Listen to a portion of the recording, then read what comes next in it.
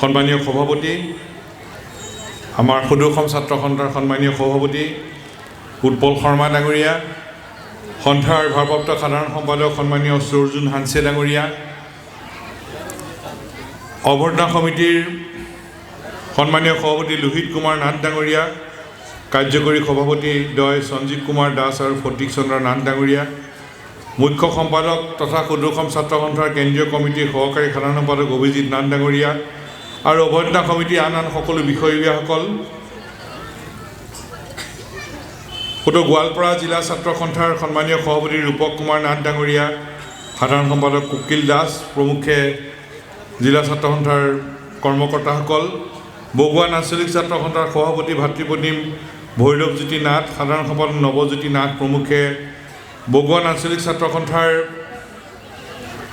সকলো বিষয়ববীয়া কৰ্মকৰ্তাসকল, সদৌ অসম ছাত্ৰ সন্থাৰ কেন্দ্ৰীয় কমিটিৰ মোৰ সতীৰ্থ বন্ধুসকল, জাতীয় শ্বহীদৰ পৰিয়ালবৰ্গ, ইতিমধ্যে আমাৰ মাজত আহি উপস্থিত হোৱা অতিথিসকলে নিজৰ কথা কৈ গ'ল। সভাত উপস্থিত থকা মাতৃসম আইসকল, বয়োজ্যেষ্ঠসকল, সমবেত ৰাইজ আৰু আটাইতকৈ মৰমৰ ছাত্ৰ ছাত্ৰী বন্ধু বান্ধৱীসকল, পোনপ্ৰথমে শ্বহীদ খৰ্গেশ্বৰ তালুকদাৰকে ধৰি অসম আন্দোলনৰ 860গৰাকী সকলো শ্বহীদলৈ গভীৰ শ্ৰদ্ধাঞ্জলি জনাইছোঁ, নিৰ্যাৰিত ব্যক্তিসকলক শ্ৰদ্ধা জনাইছোঁ আৰু আপোনালোক সকলোলৈকে সদৌ অসম ছাত্ৰ সন্থাৰ তৰফৰ পৰা আন্তৰিক শ্ৰদ্ধা আৰু সেৱা জনাইছোঁ। ৰাতিপুৱাৰ পৰাই অনুষ্ঠান আৰম্ভ হৈছিল, অনুষ্ঠান দিনটো চলিল। পোনপ্ৰথমে সদৌ অসম ছাত্ৰ সন্থাৰ এই কেন্দ্ৰীয় অনুষ্ঠানটি বগুৱানবাসী ৰাইজে অতি পবিত্ৰভাৱে ইয়াত আয়োজন কৰাৰ বাবে বগুৱানবাসী ৰাইজৰ ওচৰত আমি কৃতজ্ঞতা জনাইছোঁ, সেৱা জনাইছোঁ। আজি গোটেই অসমত ৰাজ্যবাসীয়ে অসম আন্দোলনৰ জাতীয় শ্বহীদসকলৰ প্ৰতি শ্ৰদ্ধাঞ্জলি জনাই শ্বহীদ দিৱসৰ আয়োজন কৰিছে। ছাত্ৰ সন্থাৰ সকলো গোটেই ৰাজ্যজুৰি শ্বহীদসকলৰ প্ৰতি শ্ৰদ্ধাঞ্জলি জনাই বিভিন্ন কাৰ্যসূচী লৈছে। কিন্তু বগুৱানবাসী ৰাইজৰ প্ৰতি আমি আন্তৰিক কৃতজ্ঞতা জনাইছোঁ। অনুষ্ঠানটো খুব নিখুঁতভাৱে আয়োজন কৰিছে আমাৰ কেন্দ্ৰীয় কমিটিৰ সহকাৰী সাধাৰণ সম্পাদক অভিজিৎ নাথ আৰু কেন্দ্ৰীয় কমিটিৰ আমাৰ সতীৰ্থ ভাতৃপ্ৰতিম বিষ্ণু, দুয়োগৰাকীয়ে কেন্দ্ৰীয় কমিটিৰ অনুষ্ঠানটো গোৱালপাৰা জিলাত অনুষ্ঠিত কৰিবলৈ আমন্ত্ৰণ জনালে। অভিজিতে ক'লে যে নহয়, আমাৰ নিজৰ ঠাই বগুৱানতে আমি পাতিম আৰু বগুৱানত এই অনুষ্ঠানটো অতি পবিত্ৰভাৱে আয়োজন কৰা হ'ল। খেতি কটাৰ সময় এই দিনকেইটাতো ৰাইজে য'ত যেনেকৈ পাৰে সময় দিছে, কোনোবাই লাড়ু পিঠা বনাইছে, য'ত যেনেকৈ যি ধৰণে পাৰে সকলোৱে সহায় কৰিছে আৰু সহায় কৰাৰ বাবে অভিভাৱকত্ব দিয়াৰ বাবে এই কেন্দ্ৰীয় অনুষ্ঠানটো অতি নিখুঁতভাৱে আৰু খুব পবিত্ৰভাৱে আয়োজন কৰা হৈছে। অনুষ্ঠানটোৰ বগুৱানত সোমোৱাৰ পৰাই, গোৱালপাৰা জিলাখনত সোমোৱাৰ পৰাই, বগুৱানত সোমোৱাৰ পৰাই এই অনুষ্ঠানটো যে অতি আত্মিকভাৱে পবিত্ৰভাৱে আয়োজন কৰা হৈছে তাৰ প্ৰতিফলন ঘটিছে। প্ৰতিটো কথাতে, প্ৰতিটো বিষয়তে ৰাইজে নিখুঁতভাৱে ইয়াত পৰিচালনা কৰিছে, অভিভাৱকত্ব দিছে আৰু আমি সদৌ অসম ছাত্ৰ সন্থাই এই কেন্দ্ৰীয় অনুষ্ঠানটোত আয়োজন কৰাৰ সময়ত অসমৰ বিভিন্ন প্ৰান্তৰ আমাৰ কেন্দ্ৰীয় কাৰ্যনিৰ্বাহকৰ সদস্যসকলো আহিছে। জোনাইৰ পৰা আহিছে, লখিমপুৰৰ পৰা আহিছে, ধেমাজিৰ পৰা আহিছে, শোণিতপুৰৰ পৰা আহিছে, গোলাঘাটৰ পৰা আহিছে, শিৱসাগৰ চৰাইদেউৰ পৰা আহিছে, গোটেই অসমৰ পৰা। কোনখন জিলাৰ কথা ক'ম? বৰপেটা, নলবাৰী, বাস্কা, তামোলপুৰ, কোকৰাঝাৰ, ধুবুৰী, প্ৰতিখন জিলাৰ পৰাই আমাৰ কেন্দ্ৰীয় কাৰ্যনিৰ্বাহক সদস্যসকল আহিছে। নগাঁও, কামৰূপ মেট্ৰ', কোনোখন জিলাই বাদ পৰা নাই, মৰিগাঁও, নগাঁও, সকলো জিলাৰ পৰাই ইয়াত আমাৰ প্ৰতিনিধিসকল আহিছে আৰু বৰাক উপত্যকাৰ পৰা আমাৰ ছাত্ৰ সন্থাৰ কেন্দ্ৰীয় কাৰ্যনিৰ্বাহক সদস্যসকল, আঞ্চলিক ছাত্ৰ সন্থাৰ সদস্যসকলৰ সৈতে আহিছে আৰু বগুৱানলৈ আহি কেন্দ্ৰীয় অনুষ্ঠানত অংশগ্ৰহণ কৰিলে। আমি আলোচনা কৰি আছোঁ সকলোৰে লগত।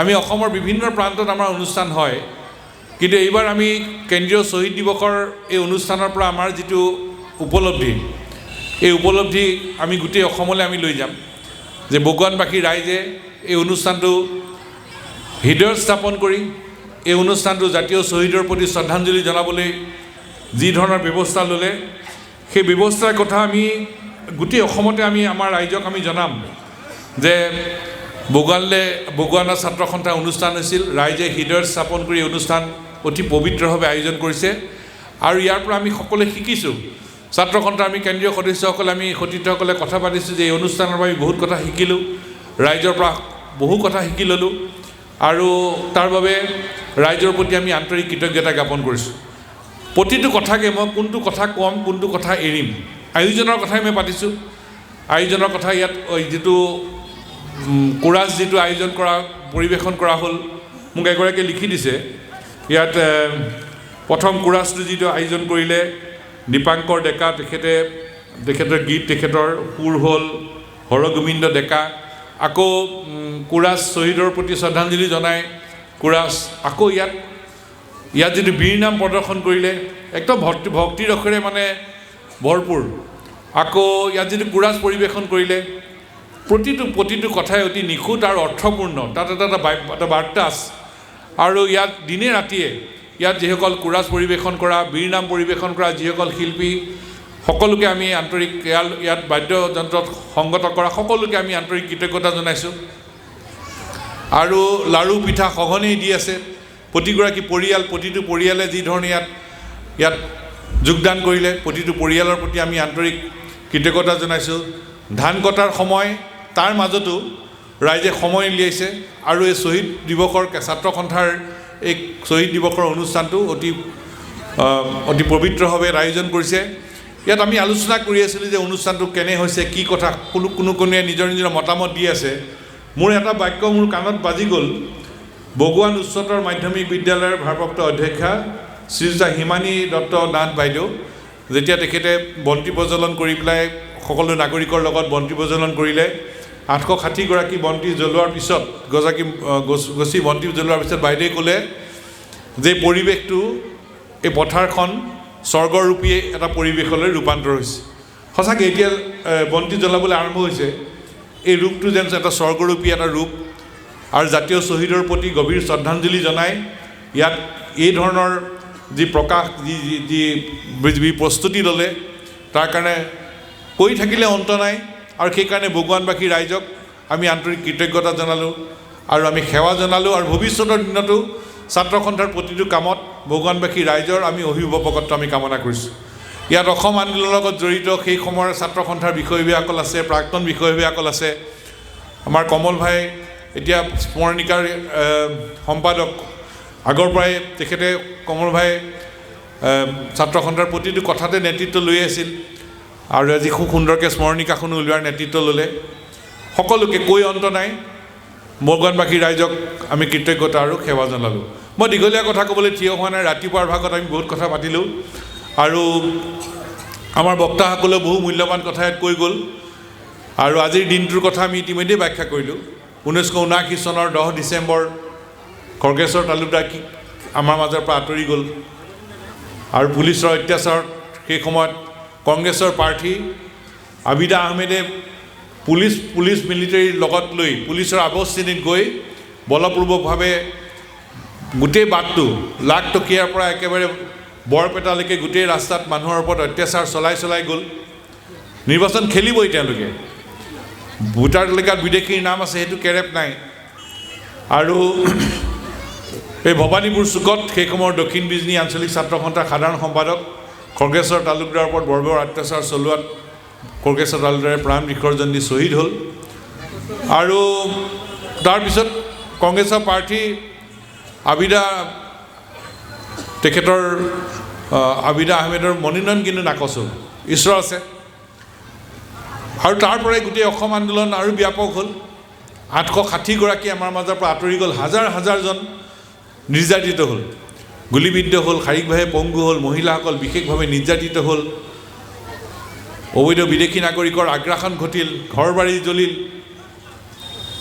বহুজন জেল হাজতত গ'ল সেই সময়ত ইয়াৰ পৰা জেলত গ্ৰেপ্তাৰ কৰি ইয়াৰ পৰা তিহাৰ ভাগলপুৰ জেললৈ পঠিয়াই দিয়া হ'ল ক'লা আইন জাপি দিয়া হ'ল PD এক্টত NSA গ্ৰেপ্তাৰ কৰা হ'ল ইয়াতো অসমতে এবছৰ ধৰি আৰু বিভিন্ন কেইবা মাহ ধৰি গ্ৰেপ্তাৰ কৰা হ'ল দিনৰ হিচাপতো বহুতক গ্ৰেপ্তাৰ কৰা হ'ল এই সকলো অত্যাচাৰ আৰু নিৰ্যাতনৰ সন্মুখীন হৈও 6টা বছৰ 6টা বছৰ অহিংসভাৱে গণ আন্দোলন চলিল আৰু এইটো আছিল এটা গণ আন্দোলন দেশৰ স্বাধীনতা আন্দোলনৰ পিছত জয়প্ৰকাশ নাৰায়ণৰ আন্দোলনৰ কথা আমি জানো আৰু তাৰ পিছতে যদি আমি অসম আন্দোলনৰ কথা ক'ব লাগিব এটা গণ আন্দোলন আছিল 6 বছৰ ধৰি আবাল বিদ্ৰোহ বনিতা সকলো ইয়াত অংশগ্ৰহণ কৰিছিল এটা গণ আন্দোলন আৰু এই গণ আন্দোলনত দমন কৰিবৰ কাৰণে বিভাজন আনিবৰ কাৰণে বিভিন্ন ষড়যন্ত্ৰ চলোৱা হৈছিল কিন্তু অসমৰ ৰাইজে একত্ৰিতভাৱে এই চৰকাৰৰ দমন আৰু বিভাজনৰ ৰাজনীতি উফৰাই 6টা বছৰ দীঘলীয়া সংগ্ৰাম চলাইছিল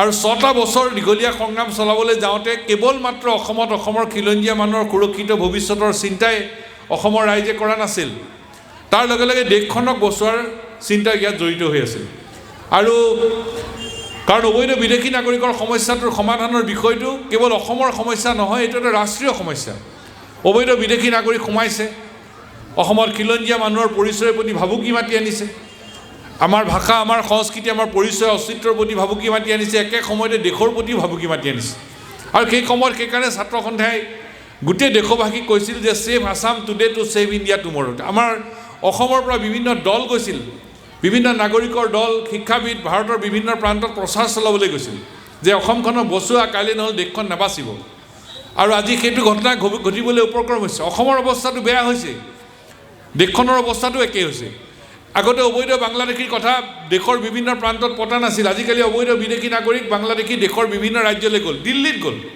এটা দিল্লীতো অবৈধ বাংলাদেশীৰ কথা পাতে পশ্চিমবংগতো আছেই দক্ষিণাত্যত পাতে মহাৰাষ্ট্ৰত পাতে সকলোতে এটা অবৈধ বাংলাদেশী এতিয়া সোমাবলৈ আৰম্ভ কৰিছে এইটো দেশৰ সমস্যালৈ পৰিগণিত হ'বলৈ গৈ আছে ঠায়ে ঠায়ে এইটো সমস্যাৰ প্ৰকট হৈছে আৰু এইটো সময়মতে কেন্দ্ৰীয় চৰকাৰে এই কথা নুশুনাৰ কাৰণে ৰাজ্য চৰকাৰসমূহে নুশুনাৰ কাৰণে এনে পৰিস্থিতিৰ সৃষ্টি হৈছে আৰু আজিৰ তাৰিখত অসমৰ কথা যদি পাতিবলগীয়া হয় অসমতো পৰিস্থিতি ভয়াৱহ হৈছে দেশৰ প্ৰতি ভাবুকি আহি পৰিছে এটা দেশৰ কথা যদি পাতিবলগীয়া হয় আজি আমি শ্বহীদ দিৱসৰ পৰা ক'ব লাগিব আমি অসমৰ কথা কৈ থাকোঁ কেন্দ্ৰীয় চৰকাৰে ভাবে ৰাষ্ট্ৰীয় নেতাসকলে ভাবে যে কেৱল আমি অসমৰ কথা কওঁ আমি দেশৰ কথাও ভাবোঁ আজি ভাৰত বাংলাদেশ সীমান্ত উন্মুক্ত ভাৰত পাকিস্তান সীমান্ত কেন্দ্ৰীয় চৰকাৰে সিল কৰে যুদ্ধকালীনভাৱে আৰু তাত কটকটীয়া নিৰাপত্তাৰ ব্যৱস্থা কৰা হয় আমাৰ 268 কিলোমিটাৰ ভাৰত বাংলাদেশ সীমান্ত ধোপাংপাং ইয়াত নিৰাপত্তাৰ ব্যৱস্থা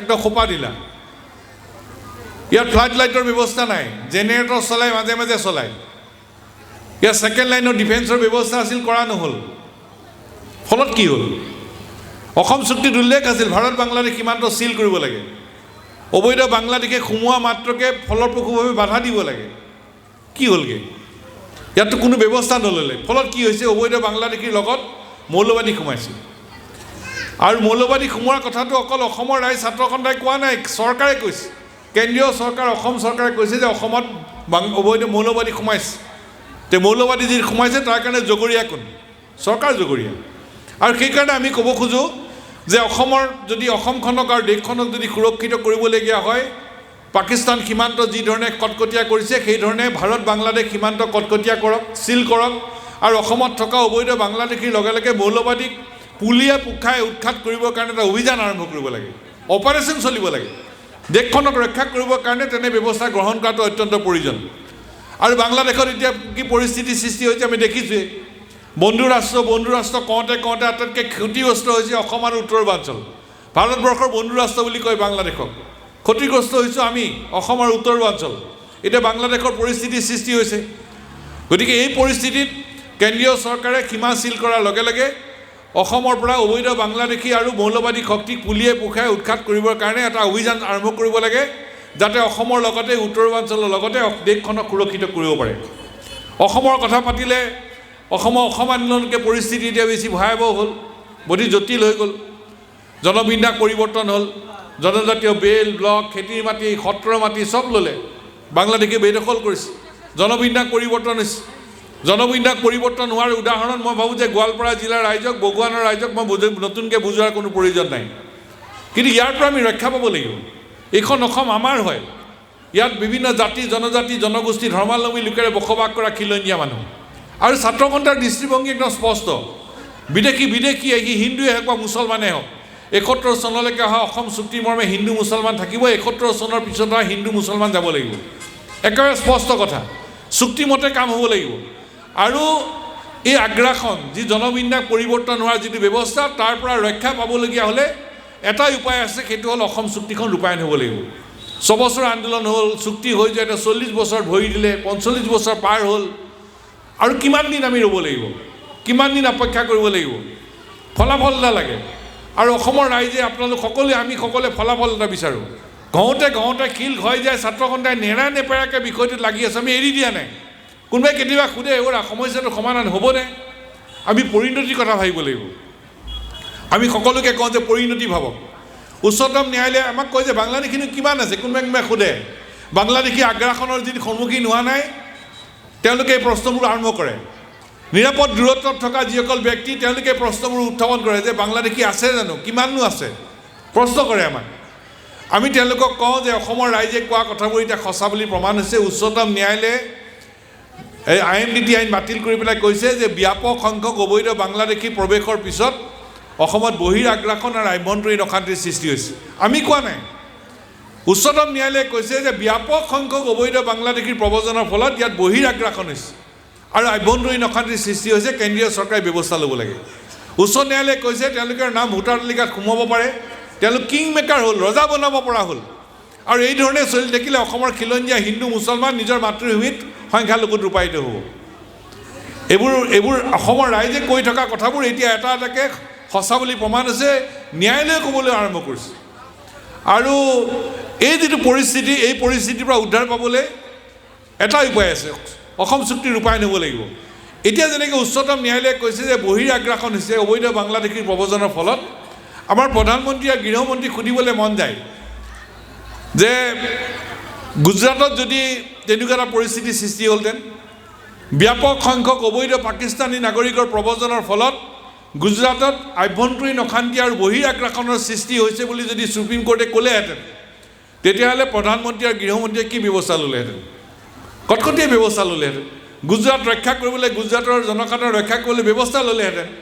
কিন্তু যিহেতু আমাৰ অসম, গতিকে অসমৰ ক্ষেত্ৰত উচ্চতম ন্যায়ালয়ে অবৈধ বাংলাদেশীৰ ব্যাপক প্ৰব্ৰজনৰ ফলত ইয়াত বহিৰ আগ্ৰাসন আৰু আভ্যন্তৰীণ অশান্তিৰ সৃষ্টি হোৱা বুলি কোৱাৰ পিছতো কেন্দ্ৰীয় চৰকাৰে ব্যৱস্থা নলয়। সেইকাৰণে জাতীয় শ্বহীদৰ প্ৰতি শ্ৰদ্ধাঞ্জলি জনাই ক'ব খোজোঁ, এতিয়া জোৰ পুৰি হাত পোৱাহি নাই, জোৰ পুৰি হাত পাৰ হৈ কিলাকুটি পাৰ হৈ বাহু পালেহি। এইটো হ'ল আমাৰ অসমৰ অৱস্থা। আৰু এই অৱস্থাত আমি সমাধান লাগিব। আমি একদম স্পষ্ট, আমাৰ পথ একদম স্পষ্ট। অসমৰ খিলঞ্জীয়া মানুহৰ সন্মুখতো দুটা পথ আছে এতিয়া। হয় আমি অবৈধ বাংলাদেশীৰ ওচৰত আঁঠু লৈ দ্বিতীয় শ্ৰেণীৰ নাগৰিক হিচাপে জীয়াই থাকিব লাগিব, নহয় আমি সকলো খিলঞ্জীয়া মানুহ ঐক্যবদ্ধভাৱে থিয় দিব লাগিব। কোনটো আমি কৰিম? আমি সদৌ অসম ছাত্ৰ সন্থাই অবৈধ বাংলাদেশীৰ ওচৰত আঁঠু লৈ দ্বিতীয় শ্ৰেণীৰ নাগৰিক হিচাপে জীয়াই থাকিবলৈ প্ৰস্তুত নহয়। আৰু সেইকাৰণে অসমৰ বিভিন্ন জাতি জনজাতি জনগোষ্ঠী ধৰ্মাৱলম্বী লোকেৰে গঠিত খিলঞ্জীয়া মানুহ আমি ঐক্যবদ্ধভাৱে থিয় দি আমি আগবাঢ়ি যাবলৈ আমাৰ প্ৰয়াস আমি অব্যাহত ৰাখিছোঁ। এইখন অসম আমাৰ হয়, এইখন আমাৰ অসম, এইখন আমাৰ খিলঞ্জীয়া মানুহৰ অসম। ইয়াত খিলঞ্জীয়া মানুহৰ আমাৰ দপদপনি থাকিব লাগিব, খিলঞ্জীয়া মানুহৰ আমাৰ প্ৰভুত্বৰ নিয়ন্ত্ৰণ থাকিব লাগিব। এটা স্পষ্ট কথা। আমি ইয়াত দ্বিতীয় শ্ৰেণীৰ নাগৰিক হিচাপে জীয়াই নাথাকোঁ। বগুৱানবাসী ৰাইজক মই নতুনকৈ কোৱাৰ প্ৰয়োজন নাই। আৰু সেইকাৰণে অসম চুক্তিত উল্লেখ কৰা আমি সাংবিধানিক ৰক্ষা কবচ বিচাৰিছোঁ। বিপ্লৱ শৰ্মা কমিটি কেন্দ্ৰীয় চৰকাৰে গঠন কৰিছে, কমিটিয়ে ৰিপৰ্ট দিলে, 4 বছৰ পৰি থাকিলে। এতিয়া অসম চৰকাৰে আলোচনা দুৱাৰ মুকলি কৰিছে, আমি ভাল পাইছোঁ। চৰকাৰে কৈছে যে অসম চৰকাৰৰ আওতাত থকা বিষয়বিলাক এপ্ৰিল মাহত, অহা 25 চনৰ এপ্ৰিল মাহত কাৰ্যকৰী কৰিব, ভাল কথা। কেন্দ্ৰীয় চৰকাৰৰ আওতাত থকা বিলাকো কাৰ্যকৰী হ'ব লাগিব। গতিকে বিপ্লৱ শৰ্মা কমিটিয়ে সাংবিধানিক ৰক্ষা কবচৰ বাবে যিবোৰ পৰামৰ্শ দিছে, কেন্দ্ৰীয় চৰকাৰ আৰু অসম চৰকাৰৰ আওতাত থকা সকলো পৰামৰ্শ কাৰ্যকৰী কৰি আমাক সাংবিধানিক ৰক্ষা কবচ দিব লাগিব। আমি আসন সংৰক্ষণ বিচাৰিছোঁ। এতিয়া সমষ্টি পুনৰ নিৰ্ধাৰণ হ'ল। সমষ্টি পুনৰ নিৰ্ধাৰণ আমি 86 চনৰ পৰা আমি বিচাৰি আছোঁ। 86 চনৰ পৰা বিচাৰিছোঁ। 86 চনত আমাৰ সুবিধা আছিল, এটা সুযোগ আছিল, সেই সুযোগ আমি হেৰুৱালোঁ। সেই সময়ৰ ৰাজনৈতিক নেতৃত্বই সঠিক সিদ্ধান্ত ল'ব নোৱাৰিলে, লাগি থকা হ'ল। আৰু লাগি থকাৰ পিছত এতিয়া আকৌ বিপ্লৱ শৰ্মা কমিটিয়েও ক'লে সমষ্টি পুনৰ নিৰ্ধাৰণ হ'ব লাগে। নিৰ্বাচন আয়োগে ইয়াত সমষ্টি পুনৰ নিৰ্ধাৰণৰ ব্যৱস্থা লৈছে, আমি সমৰ্থন দিছোঁ। কাৰণ আমি বিচাৰিছোঁ যে আমাৰ ৰাজনৈতিক অধিকাৰ খিলঞ্জীয়া মানুহৰ হাতত থাকিব লাগে। এতিয়া এই সমষ্টি পুনৰ নিৰ্ধাৰণ কৰিবলৈ আমি ছাত্ৰ সন্থাই কোৱাৰ লগে লগে আমাক কোনোবাই সমালোচনা কৰিছিল। কিন্তু আমি কৈছোঁ যে আমাৰ খিলঞ্জীয়া মানুহৰ সুৰক্ষিত ভৱিষ্যতৰ কাৰণে এটা অন্যতম সাংবিধানিক ৰক্ষা কবচ হ'ল সমষ্টি পুনৰ নিৰ্ধাৰণ। একমাত্ৰ নহয় এইটো। আৰু এতিয়া সমষ্টি পুনৰ নিৰ্ধাৰণ হ'ল, কিছুদিনলৈ আমি অলপ সকাহ পাইছোঁ, আৰু আছে স্থায়ীভাৱে কাম কৰিবলগীয়া আছে। এতিয়া আসন সংৰক্ষণ বিচাৰিছোঁ আমি, স্থানীয় নিকায় বিধানসভা সংসদত আমি আসন সংৰক্ষণ বিচাৰিছোঁ। ছাত্ৰ সন্থাই আমি 100% বিচাৰিছোঁ, জনজাতীয় লোক, অনুসূচিত জাতি আৰু অনুসূচিত জনজাতিৰ বাবে যিখিনি আসন সংৰক্ষিত হৈ আছে সেইখিনি আসনক বাদ দি সেইখিনি সংৰক্ষিতই, বাকীখিনিও আমি 100% বিচাৰিছোঁ। চৰকাৰে কৈছে আমি 100% কেনেকৈ পাৰিম, হ'ব কি হ'ব, কিন্তু আমাক সংৰক্ষণ আমাক লাগিব, আসন সংৰক্ষণ লাগিব। দ্বিতীয় কথাটো আমাক মাটিৰ ওপৰত অধিকাৰ লাগে। আমাৰ ককা আজু ককা দিনৰ মাটিখিনিৰ ওপৰত আমাৰ অধিকাৰ নাইকিয়া হৈ গ'ল। গতিকে মাটিৰ ওপৰত অধিকাৰ খিলঞ্জীয়া মানুহৰ হাতত থাকিব, খিলঞ্জীয়া মানুহৰ মাজতে যাতে মাটি কিনা বিচা হয় সেই ব্যৱস্থা লাগিব। এতিয়া নাথযোগী সন্মিলনত আমাৰ অৰবিন্দ নাথে কৈ গ'ল যে নাথযোগী সম্প্ৰদায়ৰ খিলঞ্জীয়া মানুহক 3টা প্ৰজন্মৰ নথি পত্ৰ দেখুৱাব খুজিছে। খিলঞ্জীয়া মানুহক কিহৰ 3টা প্ৰজন্মৰ মাটি পত্ৰ দেখুৱাব লাগে? খিলঞ্জীয়া মানুহক মাটিৰ পট্টন দিয়াৰ ব্যৱস্থাটো চৰকাৰে পোনপটীয়াকৈ কৰিবলৈ ব্যৱস্থা ল'ব লাগে। এইখন অসমত খিলঞ্জীয়া মানুহে মাটিৰ পট্টা নাপায়, কোনে পাব? আৰু সেইকাৰণে আমি বিপ্লৱ শৰ্মা কমিটিৰ অনুমোদনত কোৱা হৈছে যে ভূমিৰ ওপৰত অধিকাৰ কেৱল খিলঞ্জীয়া মানুহৰ হাতত থাকিব লাগে, কিনা বেচা কেৱল খিলঞ্জীয়া মানুহৰ হাতত হ'ব লাগে। এই মাটিৰ ওপৰত অধিকাৰ লাগিব, ভাষা সুৰক্ষিত হ'ব লাগিব, সংস্কৃতি সুৰক্ষিত হ'ব লাগিব, আৰু সকলো জাতি জনগোষ্ঠীৰ সমপ্ৰতিনিধিত্বৰ এখন উচ্চ সদন আমাক লাগে। এতিয়া অসমত বহু জাতি জনগোষ্ঠী আছে, বিধানসভাত স্থান নাই, প্ৰতিনিধি নাই, সংগঠন নাই। গতিকে আমি এখন উচ্চ সদন বিচাৰিছোঁ যাতে সকলো জাতি জনগোষ্ঠীৰ সমপ্ৰতিনিধিত্বৰ এখন উচ্চ সদন গঠন কৰিব পাৰি। ইনাৰ লাইন পাৰ্মিট বিচাৰিছোঁ, চাকৰি সংৰক্ষণ বিচাৰিছোঁ, বিভিন্ন ইয়াত বিচৰা হৈছে সাংবিধানিক ৰক্ষা কৱচ। গতিকে আমি আগন্তুক দিনত খিলঞ্জীয়া মানুহৰ প্ৰভুত্ব ৰক্ষা কৰিবলৈ, সৰ্বকালৰ নিৰ্ণায়ক অধিকাৰ নিশ্চিত কৰিবলৈ এই সাংবিধানিক এই ৰক্ষা কৱচ পাবৰ কাৰণে ছাত্ৰ সন্থাই নিৰলস প্ৰচেষ্টা আমি লৈ থাকিম।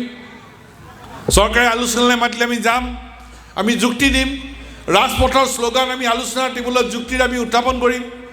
ৰক্ষা কৱচ যাতে আমি পাব পাৰোঁ তাৰ ব্যৱস্থালৈ আমি আগবাঢ়ি যাম। এই দিশত আমি ৰাইজৰ দিহা পৰামৰ্শ আমি কামনা কৰিছোঁ আৰু অভিভাৱকত্ব বিচাৰিছোঁ।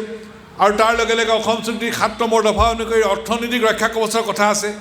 সেই অৰ্থনৈতিক ৰক্ষা কৱচ আমি ল'ব লাগিব। প্ৰতিটো পৰিয়ালৰ জীৱন ধাৰণৰ মানদণ্ড যাতে উন্নত হয়, প্ৰতিগৰাকী ছাত্ৰ ছাত্ৰী যুৱক যুৱতীয়ে যাতে মৰ্যাদা সহকাৰে জীয়াই থকাৰ পথৰ সন্ধান পায়, তাৰ কাৰণে আমাক অৰ্থনৈতিক ৰক্ষা কৱচো লাগিব। আৰু একে সময়তে আমি এটা অৰ্থনৈতিক আন্দোলন আৰম্ভ কৰিব লাগিব। আমি অসম আন্দোলনৰ পিছতে অসমত এটা পৰিকল্পিত অৰ্থনৈতিক আন্দোলন আৰম্ভ হ'ব লাগিছিল, নহ'ল আমাৰ তেতিয়া। এই অসম আন্দোলন হ'ল, চুক্তি হ'ল, তাৰ পিছত যদি আমাৰ গোটেই আন্দোলনকাৰী শক্তিটোক যদি অৰ্থনৈতিক আন্দোলনৰ ফালে লৈ যাব পৰা হ'লহেঁতেন, তেতিয়া আজি অসমৰ পৰিস্থিতি এটা চেহেৰা বদলি হৈ গ'লহেঁতেন। পলম হ'ল, কিন্তু এতিয়া অসমত টুকুৰা টুকুৰিকৈ অৰ্থনৈতিক পদক্ষেপ আৰম্ভ হৈছে। এতিয়া গোলাঘাটৰ পৰা তিনিচুকীয়ালৈকে, আমাৰ লখিমপুৰ, আমাৰ ইফালে ধেমাজি কিছু অংশ, তামোলপুৰৰ উত্তৰ পাৰে, বিশ্বনাথ চাৰিআলি উত্তৰ পাৰে, কোকৰাঝাৰ চাহ খেতি আৰম্ভ হৈছে, গোৱালপাৰাত এতিয়া ৰবৰ খেতি আৰম্ভ হৈছে, মাছৰ খেতি অসমৰ ঠায়ে ঠায়ে আৰম্ভ হৈছে, যুৱক যুৱতীসকলে বয়ন শিল্প আৰম্ভ হৈছে। আৰু ছাত্ৰ সন্থাই সেইকাৰণে অসম সেনা আৰু অসম উন্নতি সভা আমি গঠন কৰিছোঁ। উন্নতি সভা অসম সেনা গঠন কৰা কিছুদিন হ'ল, আমি আকৌ ইয়াক গতিশীল কৰি পেলাই আগবাঢ়িব বিচাৰিছোঁ। সদৌ অসম ছাত্ৰ সন্থাই অসম সেনা আৰু অসম উন্নতি সভা একেলগে অসমত এই পৰিকল্পিত অৰ্থনৈতিক সংগ্ৰাম আমি আগুৱাই দিব বিচাৰিছোঁ, যাতে প্ৰতিটো পৰিয়ালৰ জীৱন ধাৰণৰ মানদণ্ড উন্নত হয়, প্ৰতিগৰাকী যুৱক যুৱতীয়ে যাতে মৰ্যাদা সহকাৰে সমাজত জীয়াই থাকিব পাৰে। আজি বগুৱানত যিবোৰ ছাত্ৰ ছাত্ৰী যুৱক যুৱতী আছে, পঢ়া শুনা হ'ল, তাৰপিছত প্ৰতিগৰাকী পিতৃ মাতৃয়ে বিচাৰে যে নিজৰ ল'ৰা ছোৱালীয়ে মৰ্যাদা সহকাৰে জীয়াই থাকক। কেনেকৈ আগবাঢ়িব? যিসকলৰ উচ্চ শিক্ষা গ্ৰহণ কৰিবলৈ মন আছে কৰিলে, যিসকলৰ মন নাই তেওঁলোকে কি কৰিব? তেওঁলোকক কুশলী কৰিব লাগিব। যিসকলে প্ৰতিগৰাকী ছাত্ৰ ছাত্ৰী যুৱক যুৱতীয়ে যাতে মৰ্যাদা সহকাৰে জীয়াই থাকিব পাৰে, সেই লক্ষ্য আগত ৰাখি ছাত্ৰ সন্থাই উন্নতি সভা অসম সেনা আমি একেলগে এটা অৰ্থনৈতিক সংগ্ৰাম আৰম্ভ কৰিব বিচাৰিছোঁ। আমাৰ মূল বিষয়টো হ'ল ছাত্ৰ ছাত্ৰীসকলৰ শৈক্ষিক সমস্যা সমাধান কৰা, সুৰক্ষিত কৰা। সেইটো ছাত্ৰ সন্থা হিচাপে ছাত্ৰ সন্থাৰ দায়িত্ব। শিক্ষাগুৰু আৰু অভিভাৱকসকলৰ অভিভাৱকত্বত সেই দিশত আমি প্ৰধান কাম হিচাপে আমি আগুৱাই লৈ যাম। তাৰ লগত আমাৰ মূল যিটো বিষয়, এইখন অসম আমাৰ, ইয়াত খিলঞ্জীয়া মানুহৰ প্ৰভুত্ব থাকিব লাগিব, সৰ্বকালৰ কাৰণে নিৰ্ণায়ক অধিকাৰ থাকিব লাগিব। তাৰ কাৰণে অসম আন্দোলনৰ পৰা যি ব্যৱস্থা লৈ থকা হৈছে, ফলাফল নোপোৱালৈকে আমি ক্ষান্ত নহওঁ, এই বিষয়টো আমি আগুৱাই লৈ যাম। সামন্তৰালভাৱে এটা পৰিকল্পিত সাংস্কৃতিক সংগ্ৰাম আৰু অৰ্থনৈতিক সংগ্ৰাম। সাংস্কৃতিক সংগ্ৰামৰ জৰিয়তে আমি সমাজ গঢ়িব খুজিছোঁ, সংস্কৃতিয়ে সমাজ গঢ়ে, ৰাজনীতিকে সমাজ ভাঙে, সেই দিশতো আমি আগুৱাব খুজিছোঁ। আৰু এটা পৰিকল্পিত অৰ্থনৈতিক সংগ্ৰাম, অৰ্থনৈতিক সংগ্ৰামটো অসমত অত্যন্ত প্ৰয়োজন। এই দিশতো আমি আপোনালোকৰ দিহা পৰামৰ্শ আমি কামনা কৰিছোঁ। মই দীঘলীয়া কথা ক'বলৈ থিয় হোৱা নাই, দিনটো গ'ল, মন্ত্ৰী প্ৰজ্বলন হ'ল, আৰু ইয়াতকৈ পবিত্ৰ পৰিৱেশ কেতিয়াও হ'বই নোৱাৰে। আৰু আগন্তুক দিনত অসম চুক্তিৰ ৰূপায়ণেৰে অসমৰ জ্বলন্ত বিদেশী নাগৰিকৰ স্থায়ী সমাধান কৰিবলৈ, ৰাষ্ট্ৰীয় নাগৰিকপঞ্জী উন্নীত কৰিবলৈ, ৰাষ্ট্ৰীয় নাগৰিকপঞ্জী এতিয়া দুবাৰকৈ শাৰী পাতিলে, ৰাইজ থিয় হ'ল, ফলাফল প্ৰথমবাৰটো 40 লাখ মানুহৰ নাম কটা গ'ল, তাতো খিলঞ্জীয়া মানুহ ভাৰতীয় নাগৰিকৰ নাম আছিল। শেষ ফলাফল আমাৰ কাৰণে গ্ৰহণযোগ্য নহ'ল। উচ্চতম ন্যায়ালয়ত আমি আবেদন কৰিছোঁ যে ইয়াত আকৌ ৰি-এক্সামিনেশ্যন হ'ব লাগে, পুনৰ পৰীক্ষা হ'ব লাগে, বাংলাদেশী নামমুক্ত হ'ব লাগে। সেই সময়ত দুইখন চৰকাৰে কৰিবলগীয়া কামখিনি নকৰিলে, দিল্লী দিছপুৰৰ চৰকাৰে কৰণীয় কাম নকৰিলে। এতিয়া আমি ছাত্ৰ সন্থাই উচ্চতম ন্যায়ালয়ত আবেদন দিছোঁ, আছাম পাব্লিক ৱৰ্কছ যোন আবেদনকাৰী তেওঁলোকেও দিছে, কিন্তু কেন্দ্ৰীয় চৰকাৰ, অসম চৰকাৰে এতিয়ালৈকে আবেদন দিয়া নাই। তেওঁলোকে সভাই সমিতিয়ে কৈ আছে এন আৰ চি ত্ৰুটি আছে, কিন্তু উচ্চতম ন্যায়ালয়ত কোৱা নাই। আমি দুইখন চৰকাৰক উচ্চতম ন্যায়ালয়ত আবেদন দিবলৈ কৈছোঁ। আবেদন দিলেই উচ্চতম ন্যায়ালয়ৰ তদাৰকত বাংলাদেশী নামমুক্ত শুদ্ধ NRC প্ৰস্তুতৰ কাৰণে ৰি-এক্সামিনেশ্যনৰ প্ৰক্ৰিয়াটো আৰম্ভ হ'ব পাৰে। কাখন আমি বিৰোধিতা কৰিছোঁ, একে স্পষ্ট কথা। আৰু ইতিমধ্যে উত্তৰ পূৰ্বাঞ্চলৰ 4খন ৰাজ্যত নায়েই, মিজোৰাম, নাগালেণ্ড, অৰুণাচল প্ৰদেশ, মণিপুৰ 4খনত নাই, মেঘালয় 98% নাই, ত্ৰিপুৰাত 70% নাই, আমাৰ অসমত BTR এলেকাত নাই, পাৰ্বত্য জিলাত নাই। 35খন জিলাৰ ভিতৰত 8খন জিলাক বাদ দি গোটেই অসমত আছে। এইটো এটা অন্যায়, এটা উচ্চতম ন্যায়ালয়ৰ গোচৰ তৰা হৈছে। আমি বিচাৰিছোঁ গোটেই উত্তৰ পূৰ্বাঞ্চলৰ বাকীবিলাক ৰাজ্যক ৰেহাই দিছে, আমাকো ৰেহাই দিয়ক, আৰু ইয়াৰ সমস্যাটো অসম চুক্তিৰ জৰিয়তে সমাধান কৰক। এই বিষয়টো আগুৱাই নিওঁতেও আপোনালোকৰ পৰা দিহা পৰামৰ্শ কামনা কৰিছোঁ। খিলঞ্জীয়া মানুহৰ অসমত প্ৰভুত্ব থাকিব লাগিব, ইয়াৰ নিৰ্ণয়ৰ অধিকাৰ সৰ্বকালৰ কাৰণে থাকিব লাগিব। সেই লক্ষ্যত উপনীত নোহোৱালৈকে আমি ক্ষান্ত নহওঁ। বগুৱানবাসী ৰাইজৰ, গোৱালপাৰা জিলাবাসী ৰাইজৰ, অসমৰ ৰাইজৰ আমি অভিভাৱকত্ব কামনা কৰিলোঁ। জাতীয় শ্বহীদৰ ত্যাগক আমি অথলে যাব নিদিওঁ। সেই কথাকে বগুৱানৰ এই আছুৰ কেন্দ্ৰীয় শ্বহীদ দিৱসত পুনৰ আমি সংকল্প ল'লোঁ, আৰু আপোনালোক সকলোকে পুনৰ আন্তৰিক কৃতজ্ঞতা জনাই, প্ৰণিপাত জনাই মোৰ ক'বলগীয়াখিনি সামৰিছোঁ। ধন্যবাদ। জয় অসম।